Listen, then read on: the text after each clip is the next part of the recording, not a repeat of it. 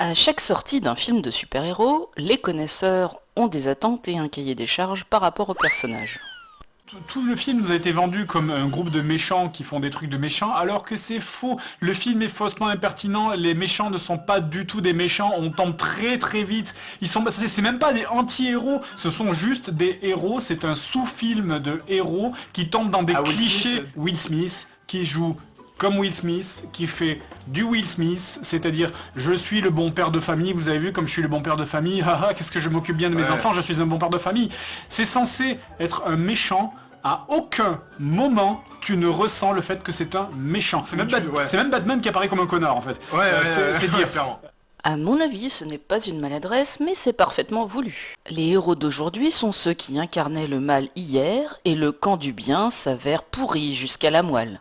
Mais Amanda Waller qui est vraiment une putain, enfin, c'est une incroyable merde en fait dans les comics. Amanda Waller c'est juste la pire des salopes. Elle est sale. Si ce n'est la CIA, que peut donc représenter ce personnage de bureaucrate en tailleur qui manipule des dossiers secrets défense et envoie des agents en mission spéciale? Dès les premières minutes, on la voit négocier avec un personnage qui porte son propre poids en médaille sur sa veste. Je dirais que Waller est une allégorie de la CIA, tout comme Peacemaker dans le deuxième film est une allégorie de l'armée des États-Unis. Waller a l'idée d'exploiter des criminels surdoués appelés méta-humains pour des opérations militaires. Mais qu'est-ce qu'un méta-humain?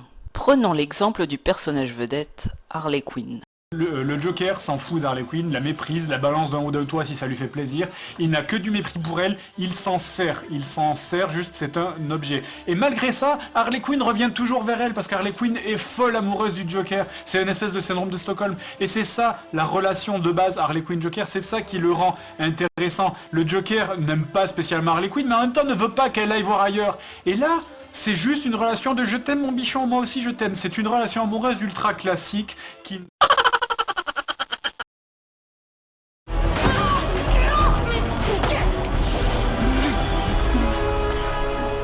What do we have here? I did everything you said. I helped you. You helped me by erasing my mind what unfaded memories I had. Oh. You left me in a black hole of rage and confusion. That the medicine you practice? Dr. Quinzel? What are you gonna do? You gonna kill me, Mr. J? What? Oh, I'm not gonna kill you. I'm just gonna hurt you. Really, really bad. You think so? Well, I can take it. I wouldn't want you to break those perfect porcelain cap teeth when the juice hits your brain.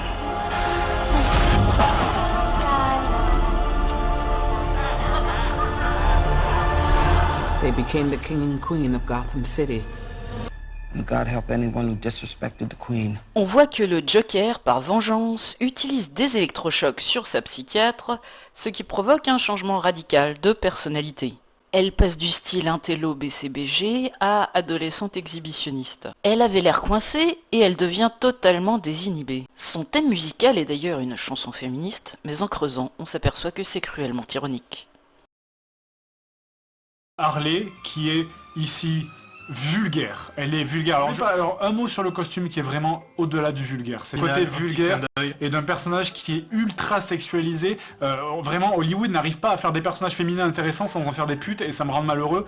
Là, c'est littéral en plus. Hein. Il y a une scène notamment, il y a une flashback avec le Joker, mais je sais pas de quel univers c'est tiré, mais c'est pas Batman. Elle est en train d'essayer de faire du pole dancing. À côté, t'as Big Boss mafieux Joker, à côté racaille, exactement. Habillé dans un club bling bling. Un club bling bling. Il la siffle de loin, il la fait venir. Enfin, pour ceux qui ont vu le film, vous savez de quoi je parle. On est dans la partie spoil, tu peux y aller. Ah, tu veux te la taper, oui, non, et derrière il dit. Non, c'est un meuf, c'est un Il y a un jeu de regards qui en dit long sur cette image. Harley est en fait la créature du Joker et il la manipule comme un maquereau. Elle est hypnotisée, sous contrôle mental et lui ressemble à un vampire. À sa première apparition, quand elle a l'air de provoquer le gardien, en pratique, elle lèche les barreaux de sa prison. Tout un symbole. Il ne faut pas chercher loin pour voir dans cet emprisonnement physique une métaphore du contrôle mental auquel elle est soumise. Harley est toujours prisonnière, Elle a seulement changé de maître. Les services secrets pratiquent le contrôle mental parce que le meilleur agent est celui qui ignore qu'il est un agent.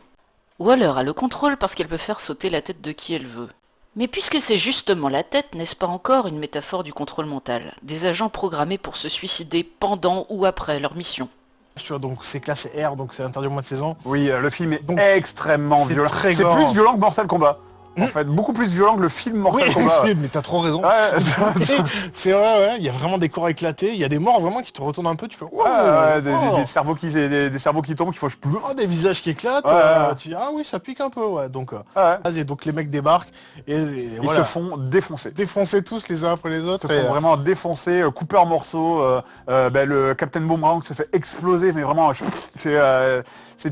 coup, il meurt et c'est là où tu fais ok. Donc oui, c'est ça, Suicide Squad, c'est censé être ça, effectivement, des mecs qu'on envoie au casse-pipe. En passant, le public est désensibilisé à la violence. Un peu comme Harley, qui est totalement dissocié après avoir subi des électrochocs. La preuve, c'est que quand le sang gicle, Harley voit jaillir des fleurs. C'est un personnage qui ne cesse de lutter pour se libérer et qui retombe constamment en prison ou en captivité. C'est parce qu'en réalité, sa prison est dans sa tête. C'est parce qu'elle est dissociée qu'elle a un sourire glaçant et dénué d'émotion. A l'inverse, elle manifeste une véritable émotion quand ses collègues lui apprennent qu'ils sont venus la libérer. En fait, le fil directeur entre les deux films, c'est que les abominables méchants se révèlent très touchants. Moi, ce qui m'a fait tiquer, c'est que je me souviens qu'à la fin, l'étoile de mer, elle fait « Mais je voulais juste dériver dans l'espace et voir les planètes !» Mais moi, j'ai trouvé ça touchant, en fait. Moi, je trouve que c'est pas une blague. Je trouve... j'étais en mode pauvre bête, quoi. Exactement. Et t'as une compassion pour les monstres, pour les freaks dans le film, je trouve, qui est plutôt bienveillante. C'est pas « Regardez, c'est des saloperies de monstres et tout, ils sont chelous. » Même les hybrides mi-hommes, mi-animaux sont attendrissants.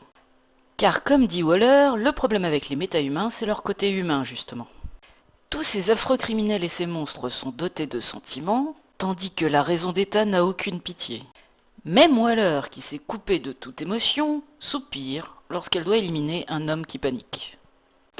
Voilà comment, sous des dehors fantaisistes, Suicide Squad nous présente les vrais petits secrets honteux de la CIA.